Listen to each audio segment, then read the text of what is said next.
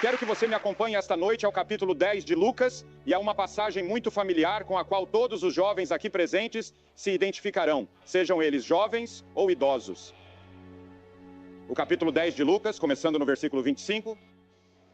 E eis que se levantou um certo doutor da lei e o tentou, dizendo: Mestre, que farei para herdar a vida eterna? Agora, essa mesma pergunta foi feita a Jesus cerca de 19 vezes no período de seu ministério, registrado nos evangelhos. De várias formas, essa pergunta foi feita a ele: o que devo fazer para herdar a vida eterna? E ele lhe perguntou: o que está escrito na lei? Como você está lendo? E respondendo ele disse: amarás o Senhor teu Deus de todo o teu coração, de toda a tua alma, de todas as tuas forças e de todo o teu entendimento, e ao teu próximo como a ti mesmo. E ele lhe disse: você respondeu bem, faça isso e você viverá. Mas ninguém nunca fez isso. Ninguém na história da raça humana jamais amou a Deus de todo o coração, mente e força durante toda a sua vida, e ao próximo como a si mesmo durante toda a sua vida. Essa é a razão pela qual todos nós ficamos aquém do esperado. Somos todos pecadores e todos precisamos nos arrepender de nossos pecados e encontrar o perdão na cruz. Mas ele, querendo ainda justificar-se, como muitos de vocês gostariam de se justificar, disse: mas quem é o meu próximo? Você sabe, ele era advogado e sua função era interrogar. Ele disse: mas quem é o meu próximo? E Jesus respondendo lhe disse: descia um homem de Jerusalém para Jericó e caiu nas mãos dos salteadores, que o despojaram, o feriram e se retiraram, deixando-o meio morto. E por acaso descia por ali um sacerdote que, ao vê-lo, passou para o outro lado.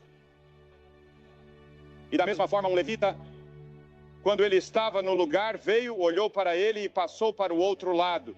Mas um certo samaritano, enquanto ele caminhava, chegou onde ele estava. E quando o viu, teve compaixão dele. E observe que ele fez 10 coisas. Ele teve compaixão dele, e indo ter com ele, atou-lhe as feridas, deitou-lhe azeite, deitou-lhe vinho, montou-o no seu próprio cavalo, o seu animal, levou-o para uma estalagem e cuidou dele. E no dia seguinte, ao partir, tirou 2 dinheiros, deu-os ao hospedeiro e disse-lhe: cuida dele. E tudo o que você gastar a mais, quando eu voltar, eu lhe pagarei? Qual destes 3 você acha, disse Jesus ao doutor da lei, que era o próximo daquele que caiu entre os ladrões? E o doutor da lei respondeu: aquele que teve misericórdia de mim. Então disse Jesus: vai e faz o mesmo. E Jesus contou essa história como uma resposta às 2 perguntas que o advogado fez. A primeira pergunta: mestre, o que devo fazer para herdar a vida eterna? Todos aqui gostariam de ter a vida eterna? Todos gostariam de saber que quando morrerem vocês irão para o céu. Você sabe que vai morrer. Ao homem está ordenado morrer uma vez. Você não pode escapar da morte, mas gostaria de saber que tem a vida eterna. Agora, a vida eterna não começa com a morte. A vida eterna começa no momento em que você sabe que Cristo é seu Senhor e Salvador. Há muitas pessoas que estão aqui e agora vivas fisicamente, mas você está morto espiritualmente. Você está morto para Deus. Você não tem nenhum relacionamento e nenhuma comunhão com Deus. Você vai à igreja e passa por todos os rituais e tem religião, mas não tem realmente Jesus Cristo. Assim, a religião se torna um tanto enfadonha para você. É uma decepção para você. E assim você tenta encontrar sua satisfação nas drogas, no sexo ou em qualquer outra coisa. Você se volta para outras coisas para escapar, porque sempre há esse lugar vazio no coração de todos que somente Deus pode preencher, porque você foi feito à imagem de Deus e sem Deus há um vazio. Há uma carência.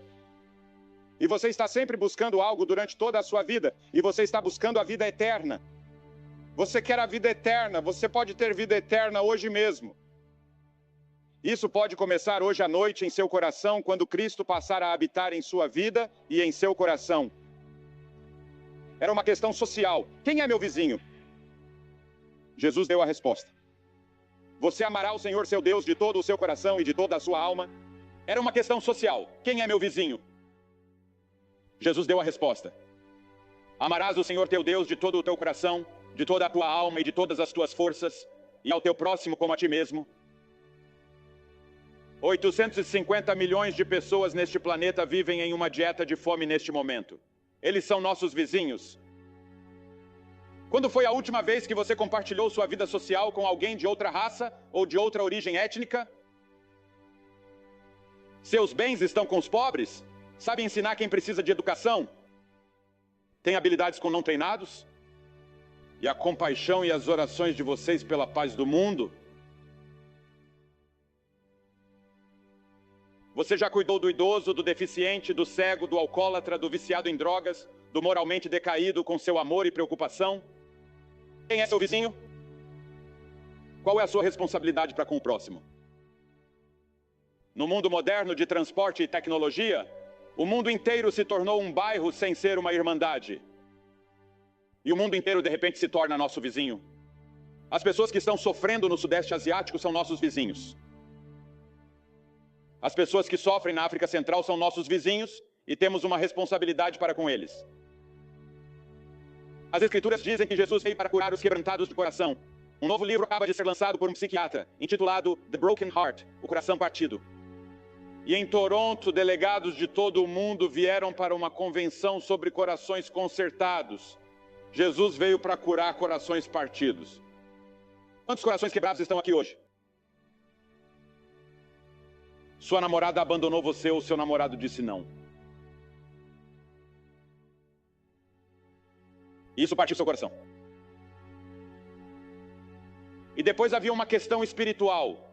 Não apenas uma questão social, mas uma questão espiritual.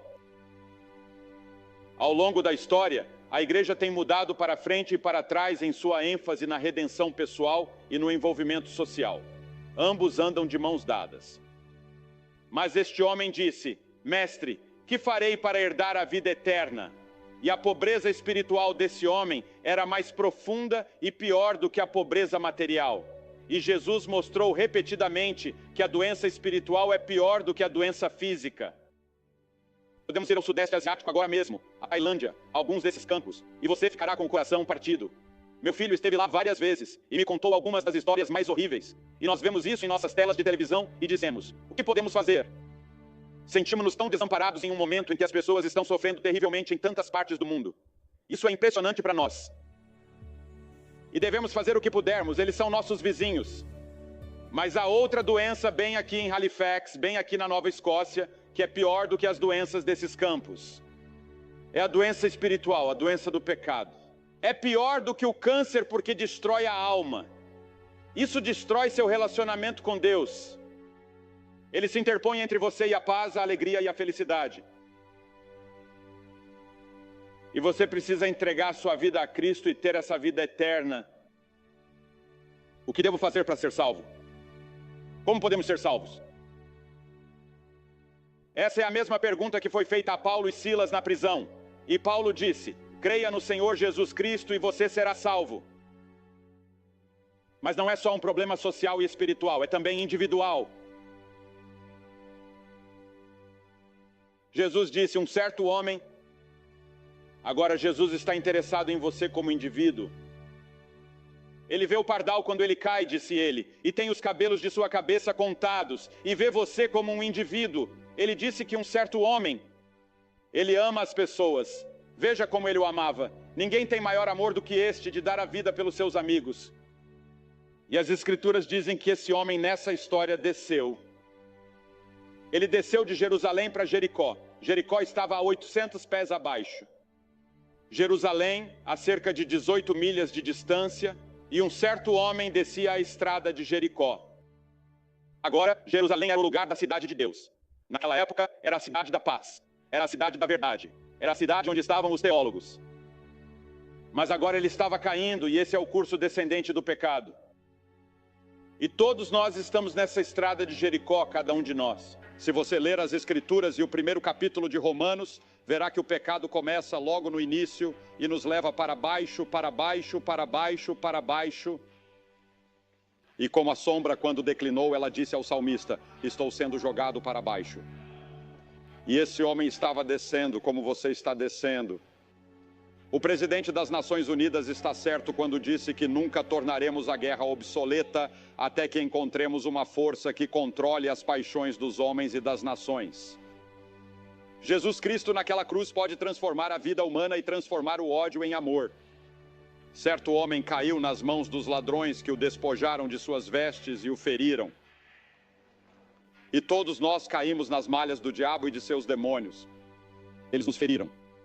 Deixaram-nos para morrer. Jesus disse: o ladrão não vem senão para roubar, matar e destruir. Eu vim para que tenham vida e a tenham em abundância. Observe a diferença. Há um ladrão que vem para matar, para destruir, para matar você. Mas Jesus disse: eu vim para lhes dar vida e vida em abundância. E em todo o mundo o pecado está se alastrando. Estupro, devastação da humanidade, violência, terrorismo. Lemos diariamente em nossos jornais assassinato. Assaltantes e estupradores em nossas grandes cidades se tornaram um grande problema. Os ladrões feriram e despojaram esse homem e se afastaram dele, deixando-o meio morto, sozinho e abandonado. Quando ele chegou, quando recuperou a consciência, ele se viu esmagado e incapaz de se mover, assim como você. Um dia você acordará. Você se encontrará, o pecado o destruiu e você não consegue se mover. A Bíblia diz que estamos mortos em pecados e delitos. A Bíblia diz que aquela que vive em prazeres está morta enquanto vive. Você pode estar fisicamente vivo, mas espiritualmente morto. Sua alma está morta. Ele não pode se salvar. Não pode se mover. Ele não consegue se levantar da vala. Ele não pode curar essas feridas. É por isso que Cristo veio e morreu na cruz. O salário do pecado é a morte. O homem vai morrer, você vai morrer. E então vieram alguns charlatães da salvação. O mundo está cheio de falsos messias, falsos profetas e falsos cristos. Jamestown ou Jonestown, em Gana, ainda está fresca em nossa memória, onde Jim Jones foi e 900 pessoas morreram. E quantos desses falsos cultos existem em todo o mundo hoje, esses falsos messias, prometendo todo tipo de coisa? Jesus disse: cuidado para que ninguém engane você. Ele advertiu que muitos falsos profetas se levantarão e enganarão a muitos. Paulo disse que os homens maus e os sedutores irão piorar cada vez mais, enganando e sendo enganados à medida que nos aproximamos do fim dos tempos. João disse que muitos anticristos viriam. Ele disse: amados, não creiais em todo o espírito, mas provai se os espíritos são de Deus, por causa dos falsos profetas que têm saído pelo mundo. E à medida que nos aproximamos do fim da era, eles se intensificarão, ficarão cada vez piores e mais críveis o tempo todo. E muitas pessoas os seguirão para a sua perdição e morte. Um padre apareceu. Pense nisso agora. Um padre apareceu, um pregador, um clérigo. E diz que ele olhou e viu aquele homem ali sofrendo, morrendo, ferido e despojado, e passou para o outro lado. Agora ele estava muito ocupado em seu caminho, provavelmente para uma conferência religiosa, para parar e ajudar esse pobre homem. Paulo escreveu a Timóteo tendo forma de piedade, mas negando o seu poder. Você sabe, a religião não salvará ninguém. Dizem: ah, sou religioso. Claro, você tem religião, mas isso não vai salvá-lo. Você é salvo por Jesus Cristo, pelo sangue que foi derramado na cruz, por sua ressurreição. Pelo que é chamado na Bíblia de querigma, a história de Cristo na cruz, quando Deus pegou os pecados de vocês e os colocou sobre Cristo, e ele se tornou pecado por nós que não conhecíamos pecado. Essa é a única maneira pela qual alguém será salvo. Não me importa quem você seja. Você não irá para o reino dos céus a não ser da maneira que Deus disse para ir. Talvez você não goste dessa forma, mas é assim que as coisas são. Há um caminho que ao homem parece direito, mas o fim dele são os caminhos da morte, diz a Bíblia. Venha para a cruz. Encontre o perdão e a vida eterna. E então você tem a capacidade e a visão de sair e ajudar o próximo. As pessoas dizem que podem ser salvas se fizerem o melhor que puderem. Há algum tempo, vi uma pesquisa em Nova Jersey que dizia que 92% das pessoas diziam que esperavam ir para o céu, mas não tinham certeza. Mas João disse: sabemos que passamos da morte para a vida. Pedro disse: porque vocês sabem que foram redimidos. Paulo disse: eu sei em quem tenho crido e estou certo de que ele é capaz de guardar o que lhe entreguei até aquele dia. O apóstolo João disse: estas coisas escrevi a vocês que creem no nome do Filho de Deus, para que saibam que têm a vida eterna, sem necessidade de duvidar. Você duvida que irá para o céu esta noite? Você duvida que tem a vida eterna? Duvida que seus pecados foram perdoados? Há dúvida no seu coração? Se houver, eu me certificaria disso hoje à noite. Você diz: eu fui batizado, eu fui confirmado. Fiz tudo o que me foi dito para fazer. Mas você não tem certeza. Venha e certifique-se disso. Recomende sua vida, reconfirme sua vida.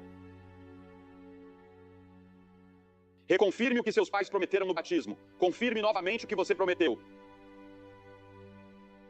Muitos precisam fazer isso. Precisava fazer isso. Fui criado na igreja, batizado, confirmado e tudo mais. Mas eu ainda não conhecia realmente Cristo como meu Salvador e Senhor. Chegou um momento em que tive de dizer: sim, Senhor, eu receberei você. Eu me afastarei de meus pecados. Permitirei que você mude minha maneira de viver. Não por obras de justiça que nós praticamos, mas segundo a sua misericórdia, Ele nos salvou. Assim, o homem ferido e abandonado foi deixado para morrer. O sacerdote e o levita recusaram-se a salvá-lo. E Jesus agora nos mostra a simplicidade e o poder salvador do Evangelho. Um certo samaritano apareceu. Ora, o samaritano era mestiço. Ele era metade gentil e metade judeu. Naquela época, os judeus e os gentios não tinham nada a ver uns com os outros. E certamente os judeus e os samaritanos não tinham nada a ver uns com os outros. Eles não confiavam uns nos outros naquela dívida antiga. Hoje sim, mas naquela época não. E assim, esse samaritano, quem normalmente não teria nada a ver com alguém de outra origem étnica, apareceu e viu o que aconteceu. Agora, ele poderia ter dito a si mesmo: não tenho responsabilidade por esse cara. Ele se meteu em problemas. Ele deveria ter vindo preparado e armado para os ladrões dessa estrada. Ele deveria ter se preparado. Não tenho nenhuma responsabilidade em relação a ele. Ele não é meu parente, ele me odeia. Deus poderia ter feito o mesmo conosco. Ele poderia ter olhado para esse pequeno planeta girando no espaço como um grão de poeira, com pequenas formigas chamadas pessoas vivendo nele, perdidas, separadas dele, morrendo, nascendo, vivendo alguns anos, e depois morrendo, nascendo, vivendo alguns anos, e morrendo, pecando, e continuando com seus próprios prazeres, desafiando a Deus. E ele poderia ter dito: varra todos eles para o inferno. Ele poderia ter dito: destruamos o planeta. Ele poderia ter feito isso com um estalar de dedos. Ele poderia ter feito isso com uma ordem a um anjo. Mas ele não fez. A Bíblia diz: porque Deus amou o mundo de tal maneira que o amou. Você não entende isso, não é? Como se pode? Não se pode amar assim. Somente um Deus infinito pode amar tanto a ponto de fazer o que fez para salvar este pequeno planeta, para salvar você. A graça de Deus, não merecíamos isso. O Dr. Menninger, o grande psiquiatra do Kansas, disse que o amor é o remédio para a doença do mundo. Um dos ex-primeiros ministros de vocês foi citado na imprensa há algum tempo, dizendo que nunca havia conhecido uma época em toda a sua vida em que houvesse tanta escassez de amor. Li sobre uma mulher em Londres, Inglaterra, que morreu aos 102 anos. E nos últimos anos de sua vida, ela fez um registro em seu diário todas as noites. E aqui está o que seu diário dizia dia após dia, dia após dia. Ninguém ligou hoje. Ninguém me ama. Ela morreu sozinha. Mas vou lhe dizer, alguém ama você. Não me importa quais sejam seus problemas, suas tensões, suas pressões, seus pecados e seus fracassos. Deus ama você. Deus o ama tanto que enviou seu filho à cruz para suportar aquela morte terrível por você, só por você. Se você fosse o único, ele teria morrido por você. E assim esse samaritano foi até ele, assim como Cristo irá até você. Esta noite, em sua dor, em sua angústia, em seu fracasso, em seu pecado, ele virá até você. Ele não apenas o amou e o abandonou. Jesus não apenas nos amou e nos deixou, ele morreu, ele fez alguma coisa. E esse samaritano fez a mesma coisa. Mas Deus demonstrou seu amor para conosco, pois Cristo morreu por nós, sendo nós ainda pecadores. Você se lembra de ter lido no jornal há algum tempo sobre um médico de Windsor, Ontário, que foi para Chicago com sua esposa? Acho que não tenho certeza se eles estavam em lua de mel, mas foram a Chicago e comeram em um restaurante. E você se lembra que eles foram assaltados por alguns ladrões na rua, em um bairro bastante agradável. E o ladrão sacou uma arma e apontou-a para a cabeça de sua esposa ou noiva. Ele correu para o meio e os ladrões atiraram nele e o mataram. Ele estava salvando sua esposa no momento em que o Senhor Jesus Cristo entrou correndo por sua noiva. Aqueles de nós que são membros de seu corpo, ele morreu na cruz por nós porque nos amou. Cristo o amou e morreu por você. Mas Deus, que é rico em misericórdia pelo seu grande amor com que nos amou, observe que esse samaritano enfaixou suas feridas e derramou um pouco de óleo. Você vê, o Espírito Santo entra em nosso coração e nos convence do pecado. E depois que recebemos Cristo, o Espírito Santo vem para encher nosso coração, produzir o fruto do Espírito e nos dar dons para que possamos servi-lo. Em seguida, ele derramou o vinho, e o vinho, com seu teor alcoólico, era um antisséptico, que ajudaria a curar a ferida. E esse vinho, quando você o toma na comunhão, ou o suco que pode ser servido em sua igreja, representa o sangue de Cristo. E a Bíblia diz que o sangue de Jesus Cristo, o Filho de Deus, o purificou de todo o pecado. Deus não apenas nos muda, nos converte e nos dá vida eterna. Deus nos guarda e o levou, diz a Escritura, a uma hospedaria e cuidou dele. E Pedro disse que são guardados pelo poder de Deus por meio da fé para a salvação. Você não precisa se agarrar e permanecer no reino de Deus se agarrando. Ele segura você. Ele cuida de você. Ele o colocou em sua fera, tinha sua própria ambulância ali. Assim Cristo colocará você em um lugar e lhe dará paz e alegria. Esse foi o primeiro hospital samaritano da história, bem ali. O salmista disse a respeito de Cristo: ele me criou, diz que me armou, pôs meus pés numa rocha, ele me jogou para cima, ele me ajusta. Ele me alcançará algum dia. E no dia seguinte, quando foi embora, ele pagou o preço e disse que se precisasse de mais alguma coisa, eu pagaria quando voltasse. Jesus Cristo está voltando. Cristo pode tocar sua vida, torná-lo novo e dar-lhe a vida eterna, e então você terá a força e a capacidade de sair e ser um próximo para aqueles a quem você deve ser um próximo.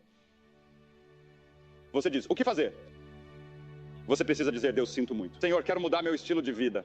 E faço isso abertamente. Cada pessoa que Jesus chamou, ele chamou aberta e publicamente no Novo Testamento. É por isso que vou pedir a você que se levante agora mesmo. Venha para a frente e fique na frente da plataforma. Quero que você se levante, fique de pé e diga esta noite: quero a vida eterna. Desejo perdão dos pecados. Quero saber se estou indo para o céu. Quero Cristo em meu coração. Quero um novo vínculo com Ele. Você se levanta e vem agora mesmo. Vamos esperar.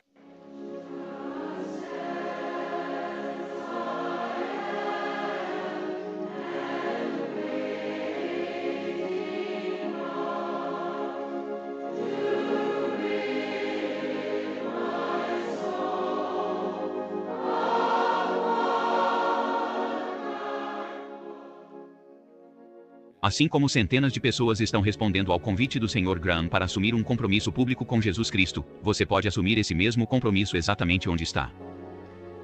Você que está assistindo pela televisão pode ver que dezenas de pessoas estão vindo de todas as partes deste grande estádio para assumir seu compromisso com Jesus Cristo. E onde quer que você esteja, em uma sala de estar, em um quarto de hotel, em um bar, onde quer que seja, você pode assumir esse mesmo compromisso com Cristo. Que Deus ajude você a assumir esse compromisso. E não deixe de ir à igreja no próximo domingo. Deus abençoe você.